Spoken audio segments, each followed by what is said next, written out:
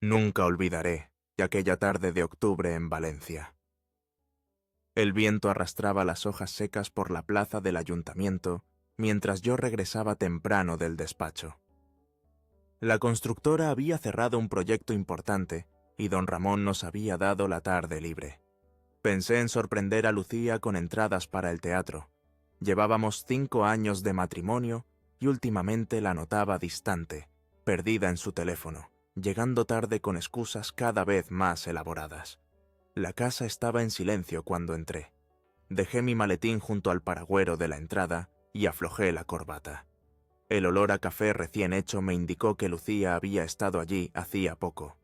Subí las escaleras hacia nuestro dormitorio para cambiarme cuando escuché el agua de la ducha. Sonreí pensando en sorprenderla, pero algo me detuvo. Su bolso estaba sobre la cama, abierto, con el móvil asomando. Nunca había sido un hombre celoso. Confiaba en Lucía como en nadie, pero las últimas semanas habían plantado una semilla de duda que ahora crecía imparable. Me acerqué al bolso. La pantalla del móvil se iluminó con una notificación. Alberto, ¿cuándo vuelve Diego? Te necesito otra vez. El mundo se detuvo. Mi respiración se volvió pesada mientras mis dedos, torpes por el temblor, desbloqueaban su teléfono. Conocía su contraseña desde siempre. Nunca había tenido motivos para usarla. Los mensajes con Alberto eran explícitos, vulgares, repletos de encuentros en hoteles y promesas de próximas citas. Había fotos que me revolvieron el estómago. Mi Lucía, la mujer con quien compartía mis sueños, en brazos de un compañero de su oficina. Seguí buscando.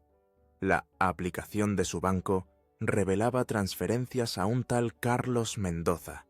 Los correos electrónicos mostraban reservas en el Hotel Alameda bajo el nombre Sora Mendoza. No era solo Alberto. Había más, mucho más.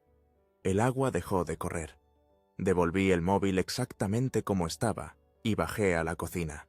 Me serví un café con manos temblorosas, intentando procesar lo que acababa de descubrir. La oí bajar las escaleras, envuelta en su perfume francés, ese que yo le había regalado en nuestro aniversario. «Diego, no te esperaba tan temprano». Su sonrisa parecía sincera mientras se acercaba para besarme. Sentí náuseas, pero correspondí al beso, una representación perfecta de normalidad. «¿Todo bien en el trabajo?» «Perfecto», respondí con una naturalidad que no sabía que podía fingir. Don Ramón cerró el proyecto de los Martínez y nos dio la tarde libre. Conversamos sobre trivialidades mientras ella preparaba la cena. La observé moverse por la cocina, estudiando a esta desconocida que llevaba el rostro de mi esposa. ¿Cuánto tiempo llevaba engañándome? ¿Cuántas veces se había duchado al llegar a casa para eliminar el rastro de otros hombres? «Tengo que volver a la oficina mañana temprano», mencionó casualmente. «Hay problemas con el expediente Salvatierra». Asentí, sabiendo que era mentira. Mañana era sábado y su oficina no abría los fines de semana. Además, el banco había revelado una reserva para mañana en el Hotel Alameda. Esa noche, mientras ella dormía a mi lado, permanecí despierto mirando al techo. Las lágrimas silenciosas mojaban la almohada mientras mi mente repasaba cada momento de los últimos meses, reconociendo ahora las señales que había ignorado. No era dolor lo que sentía, sino una profunda sensación de vacío, como si me hubieran arrancado algo vital del pecho. Pero bajo ese vacío, algo empezaba a crecer. No era odio ni deseo de venganza violenta. Era algo más frío, más calculado. Si Lucía había convertido nuestra vida en una obra de teatro, yo iba a convertirme en el director de esta función. Ya no sería el esposo ingenuo. Sería el hombre que reescribiría el final de esta historia. Los días siguientes transcurrieron en una niebla de incredulidad. Me movía por nuestra casa como un fantasma, observando cada rincón con nuevos ojos. El sofá donde habíamos visto tantas películas abrazados, ahora me preguntaba si ella había estado allí con alguno de ellos. La mesa del comedor donde celebramos cumpleaños y aniversarios parecía manchada con mentiras invisibles. Continué mi rutina diaria con una precisión casi robótica. Salía al despacho, revisaba planos, me reunía con clientes, sonreía cuando era necesario. Nadie notaba que por dentro me estaba desmoronando. Ni siquiera Javier, mi socio desde la universidad, con quien compartía casi todo. «Estás raro, Diego», me dijo un miércoles mientras revisábamos el proyecto de la urbanización en Alicante. «¿Problemas con Lucía?» «Todo perfecto», mentí, firmando documentos sin apenas leerlos. La mentira me salió tan natural que me asusté. Quizás estaba aprendiendo demasiado rápido de ella. En casa, seguía el teatro. Cenábamos juntos, comentábamos nuestro día, veíamos alguna serie en Netflix. A veces, ella se acercaba buscando intimidad. Esos momentos eran los peores. Cada caricia suya me resultaba repulsiva, pero me obligaba a responder como si nada hubiera cambiado. Después, en la ducha, me frotaba la piel hasta casi hacerme daño, intentando eliminar la sensación de suciedad que me invadía. La seguí un sábado. La vi entrar en el Hotel Alameda, donde se encontró con Carlos Mendoza, un hombre mayor, con el pelo canoso y traje caro. Los vi besarse en el lobby antes de subir a la habitación. Esperé 3 horas en mi coche, sintiendo como cada minuto arrancaba un trozo de mi corazón. Cuando regresó a casa, me habló del exitoso día de trabajo y de los avances con el cliente importante. Por las noches, revisaba su móvil mientras dormía. Descubrí que Alberto no era solo un compañero de trabajo, sino su jefe directo. Carlos Mendoza resultó ser un cliente de su bufete, un empresario con conexiones políticas. Había también mensajes con un tal Rodrigo, un instructor de yoga al que visitaba los miércoles. Mi Lucía, la estudiante brillante de Derecho de quien me enamoré en la facultad, se había convertido en una extraña que vendía nuestra intimidad al mejor postor. Una noche, revisando su correo, encontré algo que me heló la sangre. Un email a su hermana Marta. «Diego no sospecha nada. Cuando consiga que ponga la casa a mi nombre, presentaré la demanda de divorcio. El abogado dice que puedo quedarme con todo si pruebo abandono emocional». Abandono emocional. Las palabras me golpearon como un puñetazo. Yo, que había trabajado 6 días a la semana para construir nuestro futuro, que había renunciado a proyectos internacionales para no separarme de ella, que había organizado cada aniversario con sorpresas especiales. ¿Abandonado emocionalmente?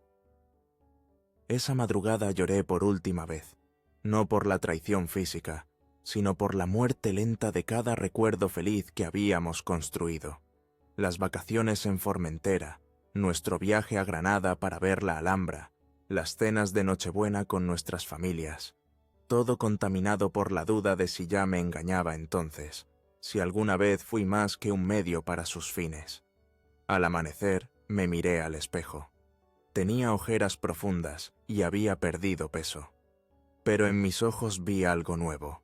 Determinación. Ya no era el Diego ingenuo, el arquitecto idealista que creía en el amor incondicional. Era un hombre con un propósito. Recordé a mi abuelo Antonio, viejo pescador de Alicante, y sus palabras cuando perdimos el pequeño bote familiar en una tormenta. A veces, hijo, hay que dejar que el mar se lleve lo que quiere tomar. Luego, con paciencia, recuperas lo importante de otra manera. Saqué del cajón una libreta nueva. En la primera página escribí «Proyecto Reconquista». No iba a perder más tiempo en lágrimas ni reproches. No iba a confrontarla con gritos ni escenas dramáticas. Mi venganza sería un edificio perfectamente diseñado, como los que creaba en mi estudio, donde cada elemento cumpliera una función precisa. Lucía quería guerra. Tendría paz. Quería mi casa. Obtendría cenizas. Buscaba mi humillación. Encontraría su propia vergüenza. Todo sin levantar la voz, sin un solo acto de violencia. Solo estrategia, paciencia y justicia poética. Mi plan comenzó con una visita al despacho de Ernesto Sáenz, el mejor abogado de Valencia y viejo amigo de mi padre. Le conté todo, mostrándole las capturas de pantalla que había tomado del correo de Lucía. Su expresión fue transformándose desde la compasión inicial hasta una fría indignación profesional. «Lo que pretende hacer tu esposa roza lo delictivo, Diego», dijo, mientras se quitaba las gafas para limpiarlas meticulosamente. «Pero debemos ser más listos. Si la confrontas ahora, destruirá evidencias y preparará su defensa». Siguiendo su consejo, ese mismo día cambié todas mis contraseñas bancarias y trasladé la mayor parte de nuestros ahorros conjuntos a una cuenta nueva. No todo, solo lo suficiente para protegerme. Dejé el dinero que ella había aportado intacto, legalmente impecable, moralmente justificado. «También necesito que revises esto», le dije a Ernesto, entregándole un sobre con los planos de nuestra casa. «Quiero saber exactamente qué parte me corresponde por derecho». La casa era técnicamente mía. La había comprado antes de conocer a Lucía, pero desde nuestro matrimonio habíamos hecho reformas con dinero común. Ernesto prometió estudiar el caso detalladamente. Mientras tanto, continué con mi rutina matrimonial. Incluso mejoré mi actuación, mostrándome más cariñoso, más presente. Le propuse hacer un viaje romántico a Sevilla para el próximo mes. «Para reconectar», le dije con una sonrisa que ella interpretó como genuina. Aceptó entusiasmada, sin sospechar que estaba siguiendo un guión cuidadosamente elaborado. En el despacho, hablé con don Ramón sobre mi situación personal, omitiendo detalles pero dejando claro que mi matrimonio estaba en crisis y necesitaría flexibilidad en los próximos meses. El viejo arquitecto, que había pasado por un divorcio difícil años atrás, me ofreció todo su apoyo y algo más valioso: contactos. «Mi cuñado Fernando es director del Banco Levante. Si necesitas asesoramiento financiero discreto, él puede ayudarte». Fernando resultó ser un aliado crucial. Revisó toda mi situación económica y detectó algo que yo había pasado por alto. Lucía había solicitado un préstamo considerable hace 3 meses, usando nuestro apartamento de la playa como aval, con mi firma falsificada en los documentos. «Esto es fraude bancario», señaló Fernando con severidad. «Podríamos denunciarlo inmediatamente». «No», respondí. «Todavía no. Necesito más tiempo». Paralelamente, contraté a un investigador privado recomendado por Ernesto. Mateo Durán, ex policía reconvertido en detective, un hombre discreto con ojos que parecían verlo todo. Le asigné una misión específica: documentar las actividades de Lucía, especialmente sus encuentros con Alberto, Carlos y Rodrigo. «Sin intervención», le advertí. «Solo quiero pruebas irrefutables de sus actividades. Nada de confrontaciones o fotografías comprometedoras. Solo lugares, fechas, horas». En casa, comencé a preparar el terreno de otra manera. Sutilmente, empecé a hablar de hacer inversiones importantes, de poner propiedades a nombre de ambos. Vi cómo sus ojos brillaban con cada mención. «He estado pensando», le dije una noche mientras cenábamos en la terraza, bajo las estrellas valencianas. «Quizás deberíamos reestructurar nuestras propiedades, poner la casa principal a tu nombre y el apartamento de la playa al mío». Su entusiasmo fue casi obsceno. «¿Lo dices en serio, cariño? ¿No preferirías mantener la casa a tu nombre? Después de todo, la compraste tú». «Somos un matrimonio», respondí, alzando mi copa de vino. «Lo que es mío es tuyo». Esa noche, cuando me abrazó en la cama, sentí su victoria anticipada. Casi podía escuchar sus pensamientos calculando el valor de la propiedad, imaginando cómo me echaría de allí cuando presentara la demanda de divorcio. Lo que Lucía no sabía era que yo ya había visitado al notario con los documentos que Ernesto había preparado. Documentos que parecían transferir la propiedad, pero que contenían cláusulas condicionales, vinculadas a la continuidad del matrimonio. Documentos que transformarían su codicia en su propia trampa. Mientras dormía a mi lado, envié un mensaje a Mateo: «Proceda con la fase 2. Al día siguiente, Mateo comenzaría a seguir el dinero, el préstamo fraudulento, las transferencias a Carlos Mendoza, los gastos en hoteles y restaurantes caros. Mi venganza no sería un acto impulsivo de rabia, sino una red meticulosamente tejida de consecuencias. Cada mentira de Lucía se convertiría en un hilo de esa red. Y cuando estuviera completamente enredada, cuando creyera tener todo lo que deseaba, yo simplemente tiraría del hilo maestro y vería cómo su mundo cuidadosamente construido se desmoronaba a su alrededor. Marzo llegó a Valencia con una explosión de flores en los jardines del Turia y un plan que comenzaba a materializarse. La información que Mateo había recopilado durante semanas conformaba un expediente detallado de la doble vida de Lucía. No solo se trataba de sus amantes, había descubierto un patrón inquietante. Grandes cantidades de dinero fluyendo desde la cuenta de Carlos Mendoza hacia una sociedad limitada recientemente creada a nombre de Marisol Fuentes, la prima de Lucía. Tu esposa está preparando una vía de escape financiera, me explicó Mateo en la cafetería cerca del Mercado Central, lejos de miradas indiscretas. Ha montado una estructura para canalizar fondos que serían difíciles de rastrear en caso de divorcio. Le di un sorbo al cortado, sintiendo una extraña calma. ¿Puedes seguir ese rastro? Ya lo estoy haciendo, pero hay algo más. Mateo deslizó una fotografía sobre la mesa. En ella, Lucía conversaba animadamente con un hombre en un restaurante de lujo. Este es Eduardo Vidal. El nombre me resultó familiar al instante. Eduardo Vidal era el juez de familia más influyente de la Comunidad Valenciana. El mismo que, presumiblemente, se encargaría de nuestro divorcio si Lucía presentaba la demanda en el juzgado local. Son primos segundos, continuó Mateo. Lo han mantenido en secreto. Se han reunido 3 veces en el último mes. Esta información cambiaba las reglas del juego. Lucía no solo me estaba engañando, estaba orquestando una demolición completa de mi vida. Mientras sonreía y me besaba cada mañana, estaba colocando explosivos bajo los cimientos de nuestro matrimonio. Ese fin de semana viajamos a Sevilla, tal como habíamos planeado. Paseamos por el parque de María Luisa, visitamos la Giralda, cenamos junto al Guadalquivir.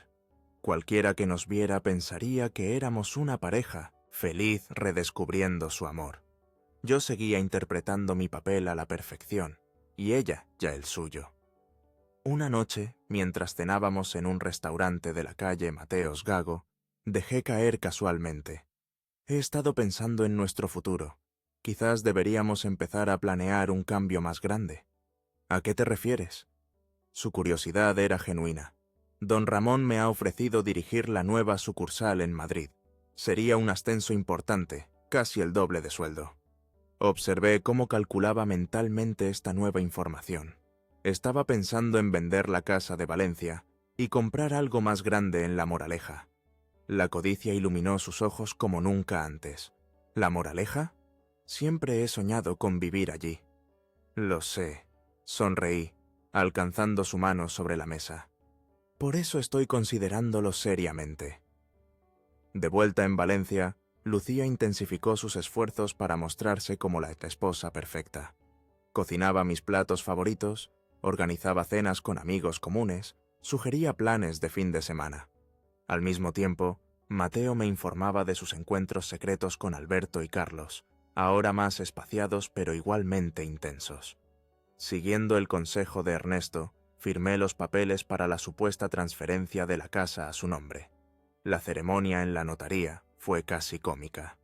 Lucía intentaba disimular su triunfo mientras el notario leía los términos del documento. Lo que ella no sabía era que aquel documento contenía una cláusula especial, redactada de forma tan técnica que pasaría desapercibida para cualquiera sin formación jurídica especializada. La transferencia solo se haría efectiva después de 5 años de matrimonio continuado tras la firma, o quedaría anulada automáticamente. Paralelamente, Fernando del Banco Levante había iniciado una investigación interna sobre el préstamo fraudulento. Sin alertar a Lucía, el banco estaba recopilando evidencias del documento falsificado. Cuando decidas actuar, me aseguró Fernando, tendrás todo el apoyo legal de la entidad. Mi siguiente paso fue contactar discretamente con Rebeca Linares, socia del bufete donde trabajaba Lucía. Nos conocíamos de eventos sociales, pero nunca habíamos sido cercanos. La invité a un café con el pretexto de consultar sobre un cliente potencial para mi estudio de arquitectura. Voy a ser franco contigo, Rebeca, le dije después de las cortesías iniciales. Sé que Alberto Gómez, el director de tu departamento, mantiene una relación inapropiada con mi esposa. Su expresión confirmó que no era una novedad para ella. Diego, yo no puedo involucrarme en asuntos personales. No te pido que te involucres, solo que estés atenta, porque lo que comenzó como un asunto personal está afectando a clientes del bufete, específicamente a Carlos Mendoza. Mencioné movimientos financieros sospechosos, posibles conflictos de interés, incluso insinué tráfico de influencias con el juez Vidal. No acusé directamente a nadie, solo planté semillas de preocupación. Semillas que sabía germinarían en la mente analítica de Rebeca, conocida por su integridad profesional implacable. Mientras la telaraña se tejía invisiblemente alrededor de Lucía, yo mantenía mi sonrisa, mi actitud cariñosa, mi aparente ingenuidad. Cada noche, al abrazarla en la cama que habíamos compartido durante años, sentía cómo su confianza crecía. Estaba convencida de su victoria inminente, y esa convicción sería su perdición. La primavera avanzaba y con ella mi plan, hasta que un imprevisto amenazó con desbaratarlo todo. Fue una llamada de mi hermano Miguel desde Barcelona la que encendió las alarmas. Diego, acabo de encontrarme con Marta en una conferencia de derecho mercantil.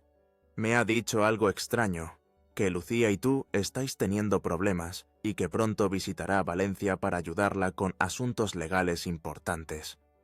Marta, la hermana de Lucía, abogada especializada en divorcios de alto perfil. Su llegada anticipada podría alertar a Lucía de que algo no encajaba en su plan. Marta era astuta. Revisaría los documentos de la casa, detectaría la cláusula oculta, y todo mi trabajo se vendría abajo.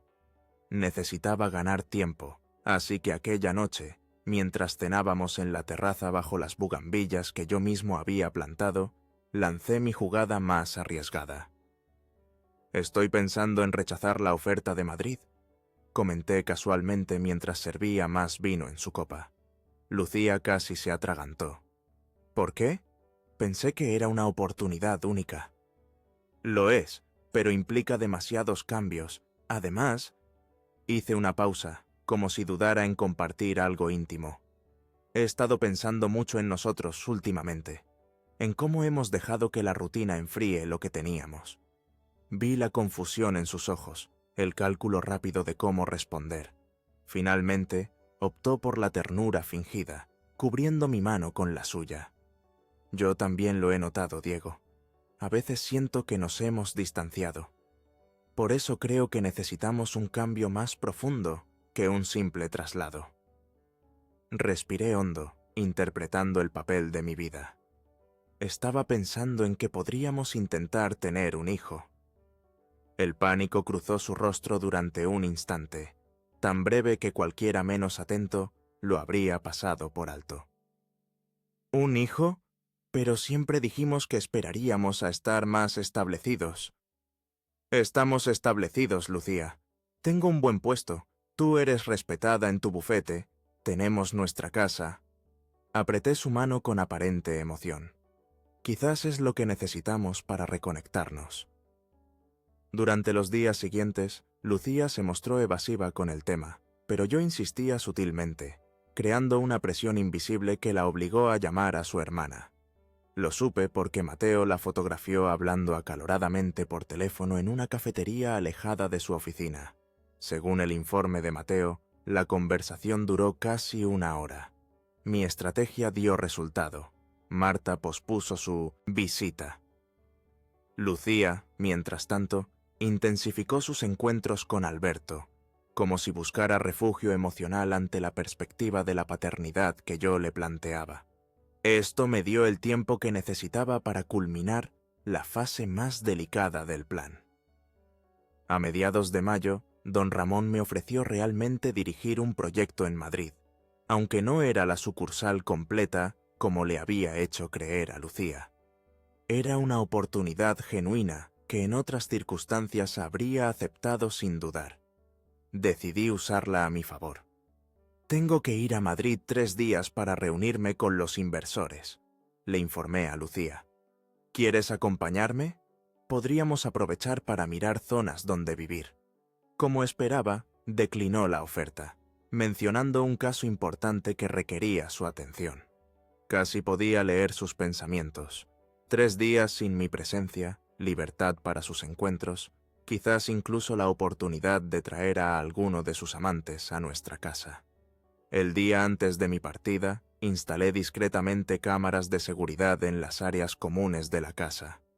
No en los dormitorios o baños, no buscaba material explícito que pudiera ser cuestionado legalmente, sino en la entrada, el salón y la cocina. Solo quería registrar quién entraba y salía durante mi ausencia. Mientras preparaba mi maleta, Lucía recibió una llamada que fingió ser de su oficina, pero yo sabía que era de Alberto. La escuché concertar una cita para la noche siguiente, usando un código que ya había descifrado. «Revisaremos el expediente Montalvo mañana a las 8». Partí hacia Madrid con una mezcla de anticipación y temor. El plan avanzaba según lo previsto, pero aún había variables que no podía controlar. Durante el viaje en tren, recibí un mensaje de Rebeca, la socia del bufete de Lucía.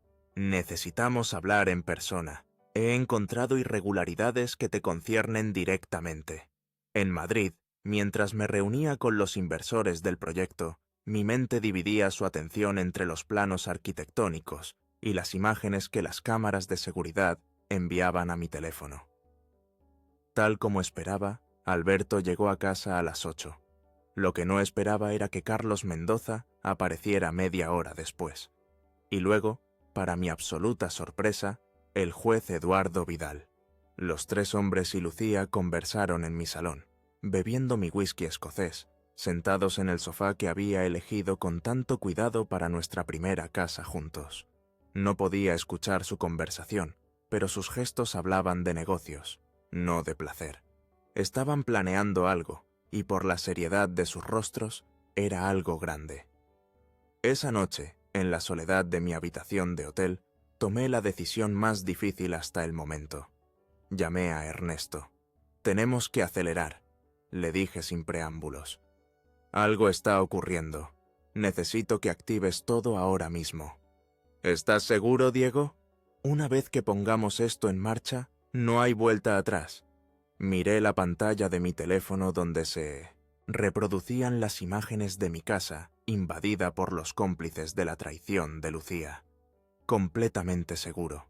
En ese momento, mientras daba la orden que desataría el caos controlado que había diseñado durante meses, sentí una extraña paz. No era la satisfacción malsana de la venganza, sino la tranquilidad de quien recobra el control de su vida, de quien se niega a ser víctima un minuto más. Al día siguiente, mientras regresaba a Valencia, recibí otro mensaje, esta vez de Fernando, del Banco Levante. «Documentación completa. Intervención lista cuando des la señal». Todas las piezas estaban en su lugar.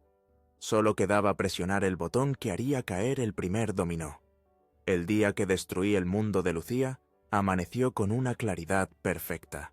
El cielo valenciano se extendía inmaculado sobre la ciudad, como si la naturaleza quisiera ofrecer un escenario impoluto para el drama que estaba por desarrollarse. Regresé de Madrid un día antes de lo previsto, sin avisar. Cuando entré en casa, la encontré preparando documentos en el comedor, tan concentrada que no escuchó la puerta. Me quedé observándola un momento. Su pelo recogido descuidadamente, la arruga de concentración entre sus cejas, la mujer que una vez amé convertida en una extraña peligrosa. «¿Has vuelto antes?», dijo sobresaltada, recogiendo apresuradamente los papeles. Alcancé a ver el membrete del bufete y la palabra demanda impresa en la parte superior. El proyecto avanzó más rápido de lo esperado. Respondí con naturalidad, dejando mi maleta en el suelo. ¿Trabajando en casa? Debe ser un caso importante. Solo revisando unos documentos, murmuró, guardándolos en su maletín. ¿Cómo fue Madrid? Conversamos sobre trivialidades mientras preparaba café. Le hablé del proyecto, de los inversores, de las zonas residenciales que había visitado pensando en nuestro futuro. Cada palabra era parte de una despedida que ella aún no sabía que estaba escuchando. A las 10 en punto, sonó el timbre. Era Ernesto, mi abogado, con expresión grave y un maletín de cuero gastado. Detrás de él, Mateo, mi investigador privado, y Fernando, del Banco Levante. ¿Diego? ¿Qué significa esto? La confusión en el rostro de Lucía era genuina. Siéntate, por favor, le indiqué con una calma que pareció desconcertarla aún más. Hay asuntos que debemos discutir inmediatamente. Durante la siguiente hora, Ernesto desplegó metódicamente el expediente que habíamos construido durante meses. Las pruebas de sus infidelidades múltiples, presentadas no como un agravio moral, sino como evidencia de abandono conyugal sistemático. Los documentos del préstamo fraudulento obtenido con mi firma falsificada. Las transferencias sospechosas a la empresa de su prima. Las reuniones secretas con el juez Vidal, documentadas con fechas, horas y fotografías discretas. Lucía pasó de la negación indignada al silencio pálido. Cuando intentó contraatacar, mencionando la transferencia de la casa a su nombre, Ernesto simplemente deslizó sobre la mesa una copia del documento notarial, con la cláusula restrictiva resaltada en amarillo. Esta transferencia nunca fue efectiva, explicó con voz profesional, y ahora, con las evidencias de fraude financiero, podría constituir un intento de estafa agravada. Todo esto es circunstancial, intentó defenderse Lucía, recuperando momentáneamente su temple de abogada. Ningún juez. ¿El juez Vidal? La interrumpió Mateo, abriendo una carpeta con fotografías de sus encuentros. Ya no llevará ningún caso relacionado contigo. Esta mañana, la Comisión Disciplinaria del Consejo General del Poder Judicial ha recibido un expediente detallado sobre sus conflictos de interés no declarados. Fernando, que había permanecido en silencio, intervino entonces. El Banco Levante ha presentado una denuncia formal por falsificación documental y fraude. La investigación interna ha concluido que hubo complicidad por parte de uno de nuestros empleados, quien ya ha confesado haber aceptado un soborno. Observé cómo el rostro de Lucía perdía color progresivamente. No era solo la pérdida de su plan lo que la devastaba, sino la comprensión de que cada paso que había dado durante meses había sido vigilado, documentado, contrarrestado. «Y hay algo más», añadí finalmente, tomando el control de la conversación. Rebeca Linares, socia directora de tu bufete, está en estos momentos reunida con la junta directiva. Tienen en su poder evidencias de cómo tú y Alberto habéis estado manipulando el caso Mendoza, creando un conflicto de interés que podría considerarse falta de ética profesional grave. Ernesto completó la información. El Colegio de Abogados ya ha sido notificado. La investigación está en marcha. El silencio que siguió fue denso, cargado de la comprensión de una derrota total. No sentí la euforia que había anticipado, solo un cansancio profundo y la certeza de estar haciendo lo correcto. «¿Qué quieres de mí?», preguntó finalmente Lucía, con una voz que no reconocí. «3 cosas», respondí con calma. Primero, firmarás los papeles de divorcio que Ernesto ha preparado, renunciando a cualquier reclamación sobre mis propiedades. Segundo, dimitirás de tu puesto en el bufete mañana mismo, citando razones personales. Tercero, transferirás el dinero del préstamo fraudulento a una cuenta que Fernando ha preparado para la devolución. ¿Y si me niego? Entonces, intervino Ernesto, todas estas evidencias irán directamente a la Fiscalía. Fraude, falsificación intento de estafa, podrías enfrentar no solo la ruina profesional, sino también consecuencias penales. Vi en sus ojos el momento exacto en que comprendió la magnitud de su derrota. No había escapatoria, ninguna carta por jugar, ningún as bajo la manga. Te daré 1 hora para decidir, concluí, levantándome de la mesa. Estaremos en la cafetería, de la esquina. Cuando salimos a la calle, el sol valenciano seguía brillando con la misma intensidad. Caminamos en silencio hasta la cafetería, donde pedimos cafés que ninguno bebió realmente. ¿Cómo te sientes?, preguntó Ernesto después de un largo silencio. Vacío, respondí sinceramente, pero libre. Menos de 40 minutos después, Lucía apareció en la cafetería. Se sentó frente a nosotros, colocó su maletín sobre la mesa y sacó los documentos que había estado revisando cuando llegué a casa. Era mi demanda de divorcio, confesó con voz monótona. Iba a presentarla la próxima semana, después de la visita de Marta. Asintió hacia los papeles que Ernesto había preparado. Firmaré los tuyos. Acepto tus condiciones. Mientras observaba su mano moverse sobre el papel, firmando cada página con una caligrafía que se volvía más irregular con cada firma, sentí un extraño desapego. Esta mujer, que había ocupado mi corazón durante años, ahora era apenas una sombra, un recuerdo que se desvanecía. Al terminar, se levantó con lo que quedaba de su dignidad. Nunca te creí capaz de algo así, Diego. Yo tampoco te creí capaz de lo que hiciste, respondí sin levantar la voz. Supongo que ninguno conocía realmente al otro. Cuando se fue, la observé alejarse por la acera soleada. No había gritos, ni escenas dramáticas, ni destrucción física. Solo el final silencioso de una historia que había comenzado con tanto amor y terminaba con la fría eficiencia de un contrato legal. Esa noche, solo en la casa que había defendido, me serví un whisky y salí a la terraza. Las estrellas brillaban sobre Valencia con indiferencia cósmica. Mi venganza había sido perfecta, sin violencia, sin ilegalidades, solo consecuencias justas para acciones injustas.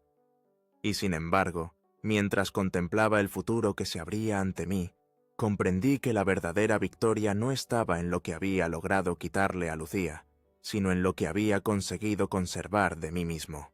Mi dignidad, mi integridad y, sorprendentemente, mi capacidad de volver a confiar algún día.